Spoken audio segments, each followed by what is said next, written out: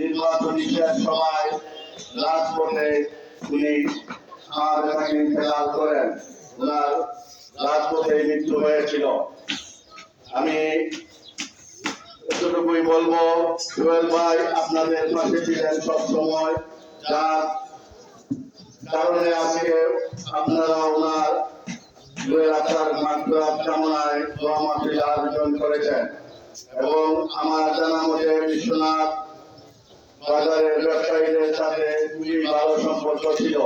উনি সব সময় ব্যবসায়ীদের সাথে ব্যবসায়ীদের সুখ দুঃখ সব সময় সুখ দুঃখের সাথে ছিলেন।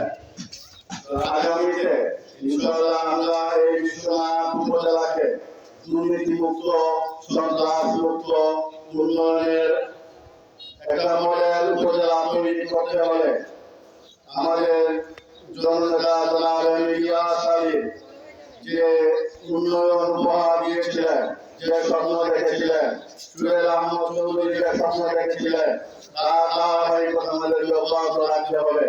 এই জন্য আগামী উপজেলা, ইউনিয়ন, পৌরসভা নির্বাচন আসবে।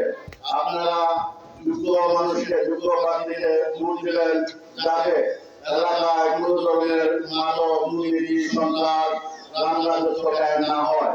আর আমি সোহেল আহমদ চৌধুরীর ছোট ভাই হিসাবে উনি আপনাদের যেভাবে আপনাদের পাশে ছিলেন, আমিও আমার সারা জীবন আপনাদের সাথে আমার শেষ বিন্দু রক্ত রাখতে আমি আপনাদের সাথে থাকতে চাই।